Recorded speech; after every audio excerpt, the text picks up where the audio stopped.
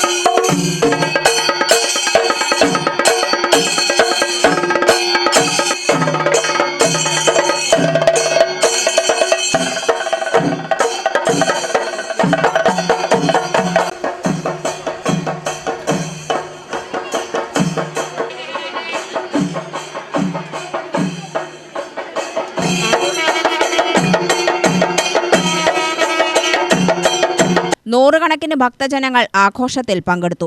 രാത്രി പൊറാട്ട് നാടകവും അരങ്ങേറി. ഞങ്ങൾ മാടമ്പാറ ഈഴവ സമുദായത്തിൻ്റെ പൊങ്കൽ കുംഭമാസം ആദ്യത്തെ വെള്ളിയാഴ്ച അല്ലെങ്കിൽ രണ്ടാമത്തെ വെള്ളിയാഴ്ചയാണ് ആഘോഷിക്കാറ്. ഇപ്രാവശ്യം രണ്ടാമത് വെള്ളിയാഴ്ചയാണ് നമുക്ക് പൊങ്കൽ ആഘോഷം കിട്ടിയത്. അത് വിപുലമായ രീതിയിൽ തന്നെ നല്ല രീതിയിൽ മാറ്റപ്പെടുത്തിക്കൊണ്ട് പൊങ്കാല ഉത്സവം ആഘോഷമാക്കാൻ ഞങ്ങൾ തീരുമാനിച്ചു. അതിനുശേഷം ഈ പൊങ്കാല വെച്ചതിന് ശേഷം 6 മണിക്ക് മാവിളക്ക് എഴുന്നള്ളത്തുണ്ട്.